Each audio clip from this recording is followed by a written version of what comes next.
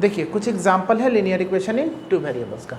अब देखो कुछ example linear equation in two variable में मैंने पहला लिखा है 3x - 4y + 2 = 0। ये क्या है हमारा linear equation in two variable का एग्जाम्पल है कि नहीं है। अब आप इसमें से बताइए कि a क्या है। a क्या होता है, x का कोफिशिएंट होता है। तो a का x का कोफिशिएंट क्या है 3, a हो गया 3, b क्या है y का कोफिशिएंट तो -4 और c क्या है 2। फिर यहाँ a क्या है, x का कोफिशिएंट a होता है, बताइए कितना है 2, और b क्या है y, b क्या है 5, समझ के बात को, b क्या है 5, और c क्या है 0, c तो है ही नहीं। यहाँ बताओ a की वैल्यू क्या है 0.4, b की वैल्यू क्या है 0.3 और c की वैल्यू नहीं, ये इधर आएगा जनरल फॉर्म में, स्टैंडर्ड फॉर्म में लाओगे तो -2.7। a की वैल्यू यहाँ बोलिए क्या है √2, b की वैल्यू क्या है -√3 और c की वैल्यू 0। समझ गए बात को। तो ये a b c देख रहे हो ना, ये सब क्या है रियल नंबर। ये क्या है आपका रियल नंबर। कोई भी रियल नंबर हो सकता है a b c, लेकिन a b को 0 नहीं होना चाहिए, a और b 0 नहीं होना चाहिए, बाकी रियल नंबर कुछ भी हो सकता है। ठीक है, क्लियर है। Yes sir. देखिए अब नेक्स्ट टॉपिक क्या है तुम्हारा, solution of a linear equation. Solution का मतलब क्या होता है कि जैसे मान लीजिए जो x और y की वैल्यू है, कोई भी इक्वेशन है उसमें x और y की वैल्यू, जैसे मान के चलिए आपका लीनियर इक्वेशन है ax + by + c = 0। ये जनरल फॉर्म होता है linear equation in two variable का। अब यहाँ पे अननोन वैल्यू क्या है x और क्या है आपका y। अननोन वैल्यू क्या है x और y, यानी कि x का कोई एक वैल्यू होगा और y का भी कोई एक वैल्यू होगा जो पुट करने पे पूरा LHS और पूरा RHS को 0 कर दे, तो उसे हम क्या बोलेंगे सॉल्यूशन। उसे क्या बोलेंगे हम लोग सॉल्यूशन।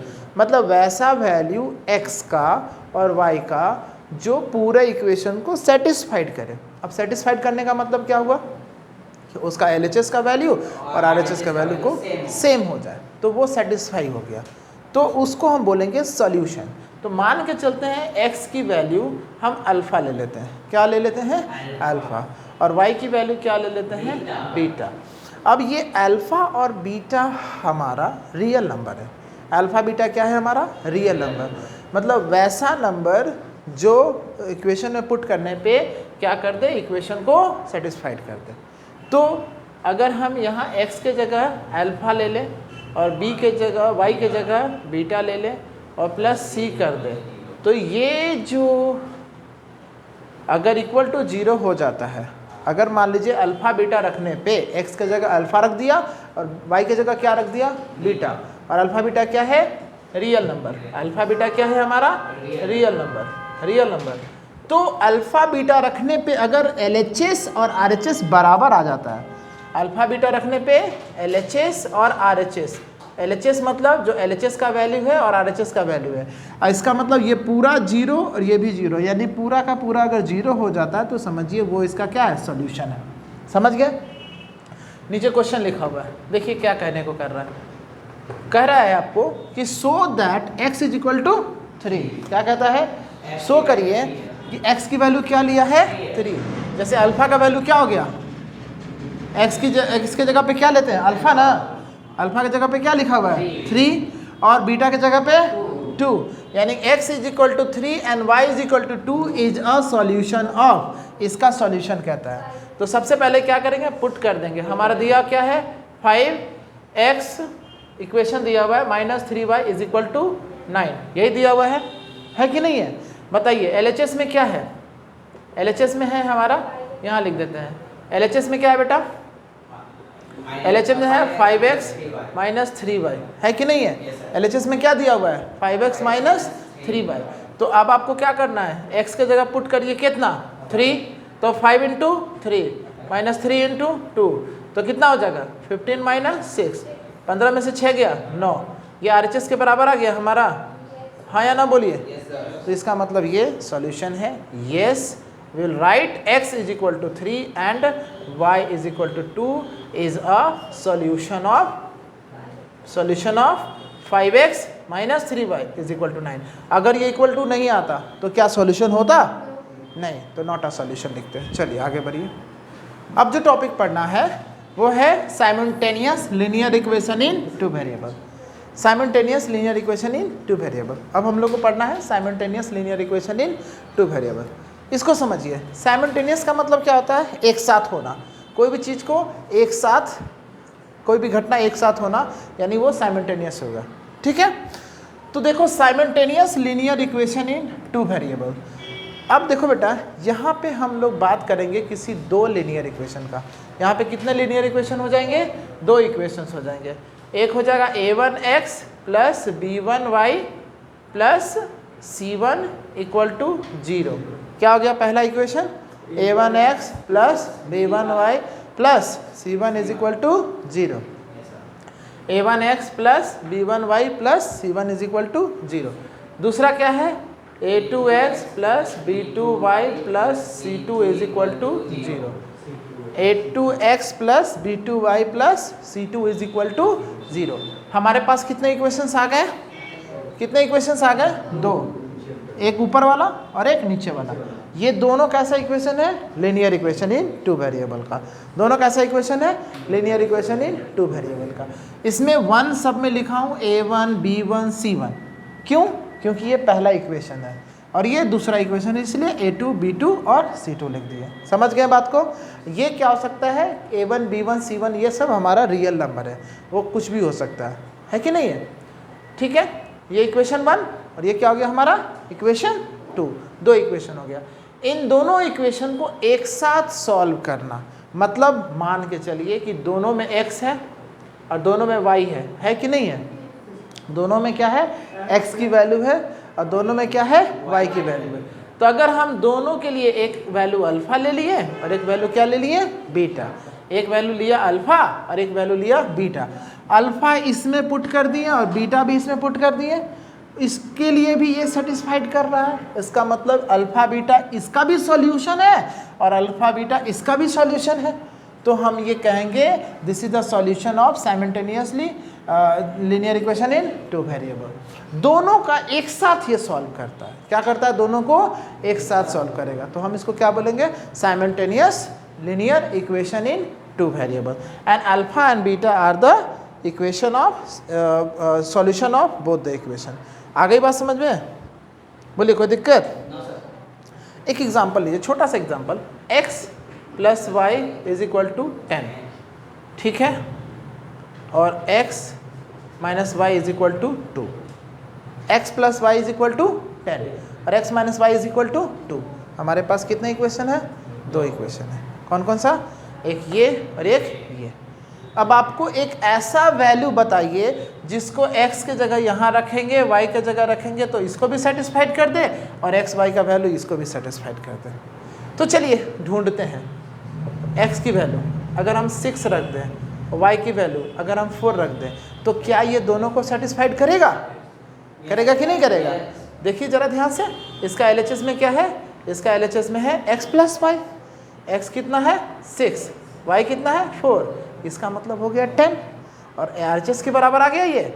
इसका मतलब ये इसका सॉल्यूशन तो हो गया है कि नहीं है? अब इसका सॉल्यूशन चेक करो तो LHS में देखते हैं क्या है? x माइनस वाई, यानी कि x की जगह क्या है? 6, y की जगह 4, 2 आ गया। ये RHS के बराबर आ गया। इसका मतलब ये इसको भी सेटिस्फाइड कर रहा है कि नहीं है? तो ये सॉल्यूशन क्या है? दोनों का ना सॉल्यूशन है। बोलिए, solution of both linear equation. Both linear equation, दोनों इक्वेशन, दोनों लीनियर इक्वेशन का सॉल्यूशन है कि नहीं है? इसके लिए इसका मतलब ये सॉल्यूशन दोनों को एक साथ सॉल्व कर रहा है, इसलिए इसको हम इस दोनों पेयर को बोलते हैं पेयर ऑफ लीनियर इक्वेशन। इसको क्या बोलते हैं हम लोग? Pair of linear equation. Pair of linear equation, pair of linear equation बोलते हैं। और इसको बोलेंगे simultaneous solution of, simultaneous solution of pair of linear equation, pair of linear equation. समझ में आया बात? यानी ये इक्वेशन को क्या कर रहा है? दोनों को एक साथ सॉल्व कर रहा है। बोलो, बात क्लियर है? चलो नोट कर लो जल्दी से। तो हमारे पास दो तरह का सिस्टम होता है लीनियर इक्वेशन का। एक होता है consistent system of linear equation और एक होता है inconsistent system of linear equation. ठीक है, अब ये कंसिस्टेंट और इनकंसिस्टेंट का क्या मतलब है उसको समझते हैं। देखिए, consistent system of linear equation उसे कहते हैं कि मान लीजिए कि आपको एक दो लीनियर इक्वेशन दिया हुआ, ठीक है, पेयर ऑफ लीनियर इक्वेशन दिया हुआ है। मान लीजिए a1x plus b1y plus c1 is equal to 0 और a2x plus b2y plus c2 is equal to 0, ये दिया हुआ है। समझ के बात को? अब आपका इसमें से x और y का वैल्यू सॉल्यूशन आएगा। x और y का वैल्यू क्या आएगा? सॉल्यूशन आएगा कि नहीं आएगा? आएगा सर। तो अगर मान के चलिए कि इन दोनों का एक ही सॉल्यूशन आ रहा है, ओनली वन सॉल्यूशन, और उसके बाद कोई सॉल्यूशन कॉमन नहीं है, इन दोनों का बस क्या आ रहा है? एक ही सॉल्यूशन आ रहा है जो कॉमन है, तो हम कहेंगे ये क्या है? कंसिस्टेंट है। क्या कहेंगे इसे? कंसिस्टेंट। तो कंसिस्टेंट के लिए आपको याद होना चाहिए कि consistent system of linear equation उसे कहते हैं जिसमें एटलीस्ट वन सॉल्यूशन हो, एटलीस्ट वन सॉल्यूशन, एक ही सॉल्यूशन होना चाहिए, एटलीस्ट कम से कम एक होना चाहिए, और एक ही होगा या एक से ज़्यादा भी होगा। तो एटलीस्ट का मतलब हुआ कम से कम एक सॉल्यूशन या एक से ज़्यादा, तो infinitely many solution, infinitely many solution, infinitely many solution, one solution और इनफाइनाइटली मेनी सॉल्यूशन। समझ गए? तो वो क्या कहलाएगा तुम्हारा? कंसिस्टेंट। वो क्या कहलाएगा? Consistent system of linear equation. अब इनकंसिस्टेंट में क्या होता है कि इनकंसिस्टेंट में कोई सॉल्यूशन कॉमन नहीं होता है, नो सॉल्यूशन, दोनों में कोई भी सॉल्यूशन नहीं होगा, उसे हम क्या बोलेंगे? Inconsistent system of linear equation. क्या बोलेंगे? Inconsistent system of linear equation. बोलो, कोई दिक्कत किसी को? तो कंसिस्टेंट में क्या होगा? एटलीस्ट वन सॉल्यूशन, और एटलीस्ट वन सॉल्यूशन का मतलब एक तो सिंगल सॉल्यूशन होगा, ओनली वन सॉल्यूशन। इसे क्या कहेंगे? इसे कहेंगे हम लोग यूनिक सॉल्यूशन। क्या कहेंगे इसे? Unique solution. क्या कहेंगे इसको? Unique solution. यूनिक सॉल्यूशन का मतलब क्या हुआ? जिसमें केवल एक सॉल्यूशन हो। क्या होगा इसका मतलब? एक सॉल्यूशन हो। और इनफाइनाइटली मेनी सॉल्यूशन का मतलब क्या हुआ? अनेकों सॉल्यूशन हो, मेनी। ठीक है। और नो सॉल्यूशन का मतलब कोई भी सॉल्यूशन है, no any solution, no any common, no any common solution, no any common solution for x and y. समझ में आ गई बात? कोई कॉमन सॉल्यूशन नहीं होगा एक्स और वाई के लिए। चलिए नोट करिए। तो consistent system of linear equation और inconsistent system of linear equation समझ गया? कंसिस्टेंट में क्या होता है? एटलीस्ट वन सॉल्यूशन होना चाहिए, at least one solution. One solution कहने का मतलब कम से कम एक तो होगा ही ना भाई, एक से ज़्यादा होगा, इनफाइनाइटली होगा। और इसमें क्या है? नो सॉल्यूशन, यानी कोई भी सॉल्यूशन कॉमन नहीं है। अब इसको थोड़ा ग्राफ से समझिए। कंसिस्टेंट और inconsistent system of linear equation को ग्राफ से समझिए। अगर मैं ग्राफ बनाऊं, अगर मैं ग्राफ्स बनाऊं, तो आप लोग सभी को जानते हैं कि लीनियर इक्वेशन का ग्राफ कैसा होता है? Straight line. लीनियर इक्वेशन का ग्राफ कैसा होता है? Straight line, Sidhi Rekha. Graph of linear equation क्या होता है? स्ट्रेट लाइन ग्राफ होता है ना भाई, सीधा बनेगा स्ट्रेट लाइन ग्राफ। समझ रहे हो बात को? यानी कि हमेशा लीनियर इक्वेशन का ग्राफ स्ट्रेट बनता है। तो हमारे पास कितने लीनियर इक्वेशन है? दो है, a1x plus b1y plus c1 is equal to 0, और दूसरा इक्वेशन क्या है? a2x plus b2y plus c2 is equal to 0। इसका जो ग्राफ बनेगा उसका लाइन को हम L1 बोलेंगे, इसका जो लाइन बनेगा इसको बोलेंगे L2। समझ गए बात को? अब कंसिस्टेंट के लिए हमने क्या बताया? कंसिस्टेंट सिस्टम के लिए क्या बताया हमने? इसमें बताया एटलीस्ट वन सॉल्यूशन। क्या बताया? At least one solution. एक सॉल्यूशन होगा। एटलीस्ट वन सॉल्यूशन में दो केस बनता है। एक बनता है आपका यूनिक सॉल्यूशन, यानी कि only one solution, only one solution, केवल एक सॉल्यूशन होगा। और दूसरा केस जो बनता है वो इनफाइनाइटली मेनी सॉल्यूशन का, इनफाइनाइटली मेनी सॉल्यूशन का, इनफाइनाइटली मेनी सॉल्यूशन का। अब अगर एक सॉल्यूशन बन रहा है, इसका मतलब ये है कि जो ग्राफ है इसका, देखो क्या हुआ, ये तुम्हारा एक्स एक्सिस और वाई एक्सिस ग्राफ बनाते हैं ना हम लोग। मान के चलिए कि इसका L1 लाइन, ये ऐसे लाइन L1 गया, क्या गया ये L1, ये लाइन इसका L1 पहला इक्वेशन है। और इसका जब आप लाइन को ड्रॉ करेंगे तो वो क्या जाएगा L1, L1 एक लाइन हो गया।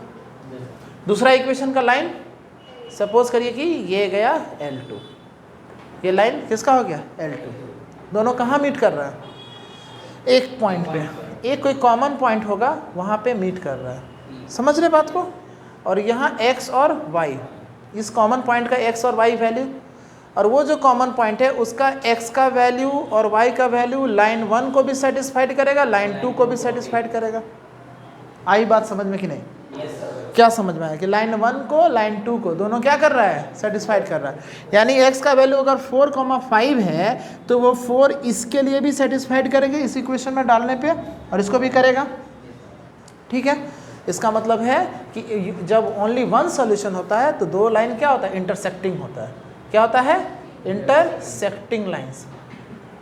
लाइन क्या होता है, इंटरसेक्टिंग। आ रही बात समझ में? लाइन क्या होता है, इंटरसेक्टिंग।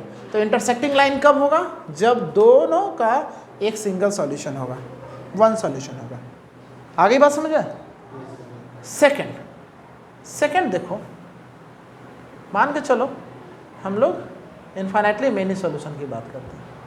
क्या करते हैं, infinitely many solution. Infinitely many solution में क्या होता है, मान लीजिए आपने एक लाइन L1 बनाया, क्या बनाया L1, इसी के ऊपर एक और लाइन बना दीजिए L2,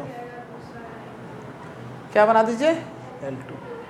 तो लाइन L1 और लाइन L2 दोनों एक ही लाइन पे लाई कर रहा है। क्या कर रहा है, लाइन L1 और लाइन L2 दोनों एक ही ऊपर लाई कर रहा है, इसलिए हर एक पॉइंट जो होगा दोनों का कॉमन होगा। होगा कि नहीं होगा, हर एक पॉइंट।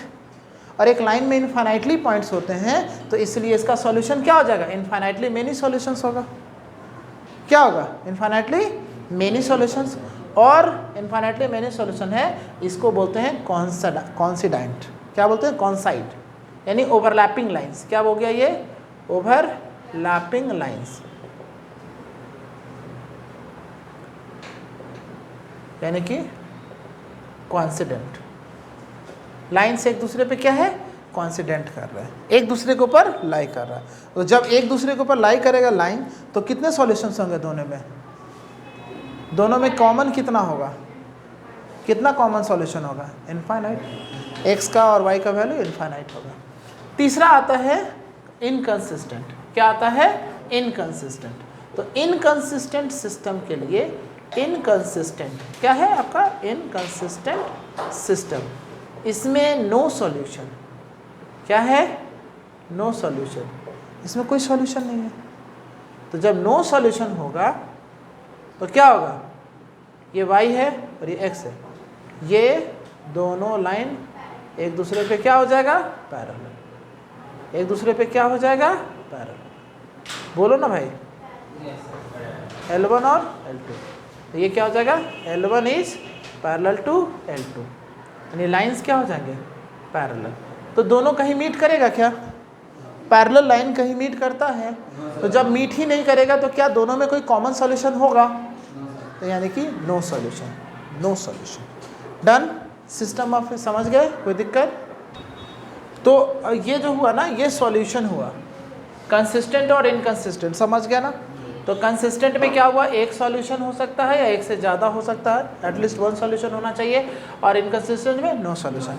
अगर ग्राफ बना हुआ है और ग्राफ के माध्यम से आपको बोलता है कि बताइए कितना सॉल्यूशन है, तो क्या बता दो ही दोगे, हाँ। तो सॉल्यूशन को हम लोग दो तरह से, हम लोग linear equation in two variable को दो तरह से सॉल्व कर सकते हैं।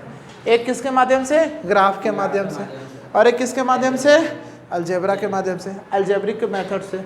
ठीक है, तो जो सॉल्विंग होता है, सॉल्विंग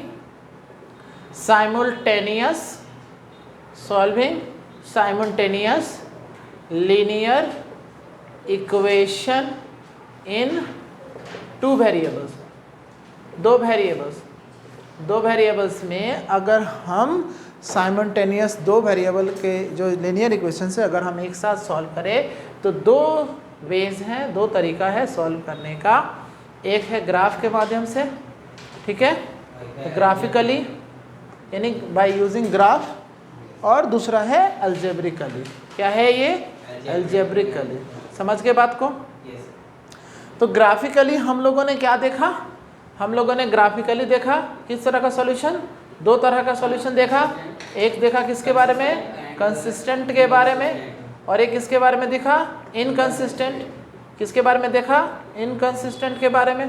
कंसिस्टेंट में क्या था, यूनिक सॉल्यूशन। क्या था, यूनिक सॉल्यूशन, बोलो ना।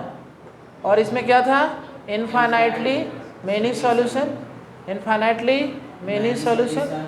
कंसिस्टेंट में क्या था, यूनिक सॉल्यूशन, और इसमें क्या था, इनफाइनाइटली मेनी सॉल्यूशन। इनकंसिस्टेंट में क्या हो जाएगा, नो सॉल्यूशन। इनकंसिस्टेंट में क्या हो जाएगा, नो सॉल्यूशन, जिसमें कोई सॉल्यूशन नहीं होगा। यानी नो सॉल्यूशन के केस में लाइन का ग्राफ कैसा होता है, पैरेलल, इसमें कॉन्स्टेंट, और इसमें यूनिक कंसिस्टेंट। अलजेब्रिकली आपको तीन प्रोसेस समझना है, तीन मेथड समझना है। एक है सब्स्टिट्यूशन मेथड। क्या समझना है, सब्स्टिट्यूशन मेथड। सब्स्टिट्यूशन मेथड समझना है, समझ रहे बात को? एक है, दूसरा है एलिमिनेशन मेथड। कौन सा समझना है, एलिमिनेशन मेथड। पहला है सब्स्टिट्यूशन, दूसरा है एलिमिनेशन, और तीसरा है क्रॉस मल्टीप्लिकेशन। क्या है तुम्हारा, क्रॉस मल्टीप्लिकेशन मेथड। चूँकि ये सिलेबस में नहीं है, अभी हटा दिया गया, क्रॉस मल्टीप्लिकेशन हटा दिया गया। तो आपको क्या क्या पढ़ना है, सब्स्टिट्यूशन पढ़ना है, और क्या पढ़ना है, एलिमिनेशन। तो अभी हम क्या शुरू करने वाले हैं, सब्स्टिट्यूशन मेथड। तो आप हेडिंग बनाइए, solving linear equation in two variable algebraically. ठीक है, ग्राफ के बारे में आगे बता देंगे, पहले हम लोग अलजेब्रिकली बनाते हैं ग्राफिकल। ठीक है, जल्दी से नोट करो। तो सब्स्टिट्यूशन मेथड सबसे पहला सीखते हैं हम लोग, सब्स्टिट्यूशन मेथड। अच्छा ये बताओ, सब्स्टिट्यूशन वर्ड का मतलब क्या होता है? आप जानते हो कि सब्स्टिट्यूट का मतलब होता है किसी एक के जगह पे दूसरे को क्या करना, प्लेस कर देना। जैसे आपके क्लास में, आपके स्कूल में सब्स्टिट्यूशन क्लास लगता है। अगर मान लीजिए मैथ्स के टीचर नहीं आए हैं तो उनके जगह पे कोई दूसरे मैथ्स के टीचर या कोई दूसरे सब्जेक्ट के टीचर आकर के उनकी जगह पे क्लास लेते हैं, तो उसको कहते हैं सब्स्टिट्यूशन क्लास, सब्स्टिट्यूट करना। या फिर मान लीजिए, एक मिनट, जैसे मान लीजिए कि होता क्या है कि आप दवा के दुकान में जाइए और एक दवा वाले को बोलिएगा कि हमको एक दवा चाहिए। मान लीजिए दवा का नाम है बेलाटोना, एक एग्जाम्पल ले लीजिए, एक एग्जाम्पल है बेलाटोना, एक दवा का नाम है। तो वो बोलेगा सर बेलाटोना तो नहीं है, इसी से मिलता जुलता नाम जो है कोई टेलाटोना कह देगा, ठीक है सर, दूसरा कंपनी हो। हाँ, तो वो बोलेगा कि सर काम यही दोनों करता है, बस नाम का क्या है, फ़र्क है, डिफरेंस है। तो क्या किया, बेलाटोना की जगह कौन सब्स्टिट्यूट कर दिया, वो टेलाटोना या कोई और। ठीक है, अगर मान लो तुमने मम्मी को बोला कि मम्मी आज आलू का पराठा देना हमको लंच में, मम्मी बोला बेटा आलू नहीं, आलू के जगह गोभी का पराठा दे देंगे या सत्तू का पराठा। तो क्या होगा, हाँ क्या हुआ कि उसने क्या किया, व्हाट हैपेंस कि एक्सचेंज हो गया, मतलब आपने सब्स्टिट्यूट कर दिया, एक्सचेंज नहीं सब्स्टिट्यूट। तो यहाँ पे वही करना है आपको, solve for x and y using substitution method. Substitution method से हमको इन दोनों इक्वेशन को क्या करना है, सॉल्व करना है। ये इक्वेशन कितना दिया हुआ है, 2x प्लस वाई, यहाँ कितना लिखा हुआ है, 4x माइनस 3y प्लस 1। अब देखिए जरा ध्यान से, सबसे पहले इक्वेशन को पकड़िए। पहला इक्वेशन दिया हुआ है 2x plus y is equal to 7, 2x plus y is equal to क्या दिया हुआ है 7। पहला इक्वेशन से y का वैल्यू फाइंड करेंगे। क्या फाइंड करेंगे y का वैल्यू। आप बताइए y का वैल्यू चाहिए तो क्या 2x को इधर शिफ्ट नहीं करेंगे, करेंगे। तो y इज इक्वल टू क्या हो जाएगा 7 माइनस 2x। क्या हम y का वैल्यू ये लिख सकते हैं? हाँ चलिए, अब ये जो y की वैल्यू आया ये कहाँ से लाया आपने? फ्रॉम इक्वेशन 1, ठीक है। अब हमको इक्वेशन 1 इसको बनाना है, ये इक्वेशन 1 है और ये इक्वेशन 2 है। तो ऑन पुटिंग इसको कर लीजिए 1 और ये वाला इक्वेशन है 2। ऑन पुटिंग क्या करना है? On putting y is equal to 7 minus 2x in equation 1। Equation 1 में क्या करना है? y की इक्वेशन 2 सॉरी, इक्वेशन 2 में किसका वैल्यू पुट करना है? y का वैल्यू। y का वैल्यू क्या है? y माइनस 2x, ठीक है। तो क्या हमें मिलेगा? 7 माइनस 2x सॉरी।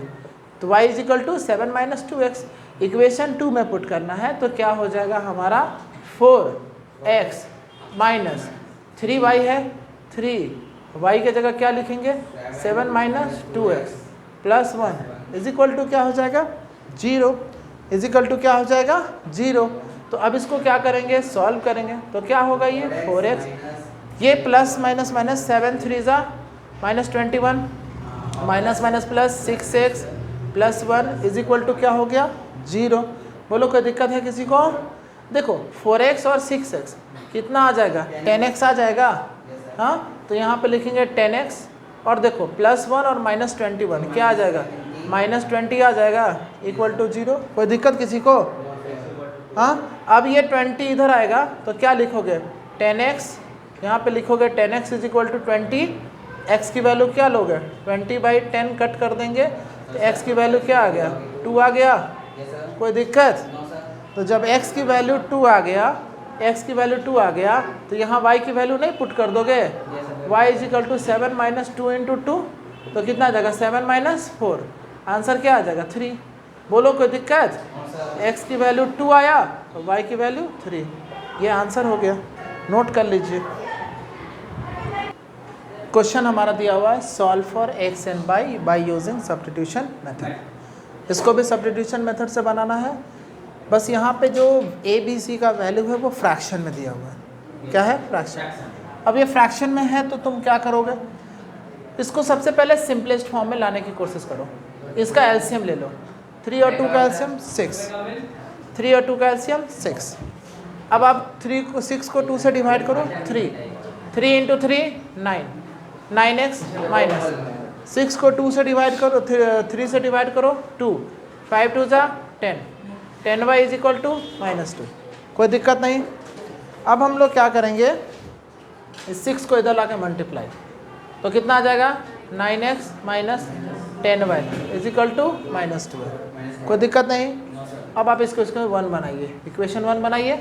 इसका एलसीएम लीजिए, 3 और 2 का एलसीएम 6, 3 से 6 को डिवाइड करिए 2 इंटू x 2x प्लस इसको डिवाइड करिए 3 into y 3y is equal to 13/6, 2x plus 3y is equal to 13/6। ये इधर जाकर इंटू हो गया 6 कट गया। आंसर क्या आएगा 2x plus 3y is equal to 13। ये क्या आ गया इक्वेशन नंबर 2।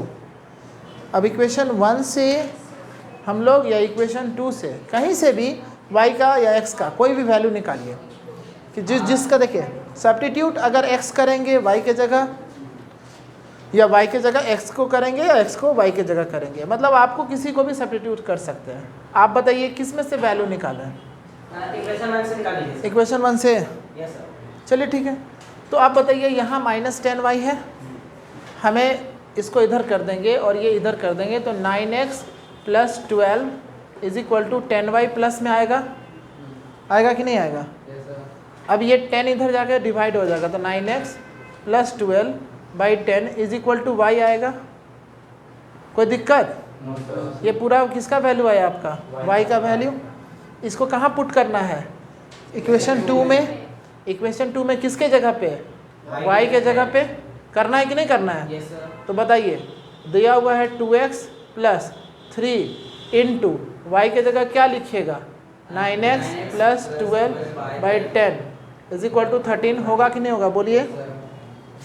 देखिए ये थोड़ा सा ना इक्वेशन 1 से निकालने में थोड़ा सा कैलकुलेशन ज़्यादा बड़ा होगा, इक्वेशन 2 से निकालते हो तो छोटा होता है, तो खैर उससे कोई फ़र्क नहीं, आंसर तो आना ही है। अब देखो क्या होगा, 2x है प्लस 9 3 ज़ा कितना होगा 27x प्लस 12 3 ज़ा 36/10। कोई दिक्कत किसी को? अब इधर क्या दिया हुआ है 13, देखो 2x के नीचे 1 होगा कि नहीं होगा, एलसीएम ले लीजिए 10 को 1 से डिवाइड करेंगे कितना आएगा 10 into 2 20x plus 27x plus 36 is equal to 13। कोई दिक्कत है? नहीं। अब देखिए इन दोनों को जोड़ दीजिए, 27 प्लस 20 कितना हो जाएगा 47x plus 36 is equal to 10 into 13 130।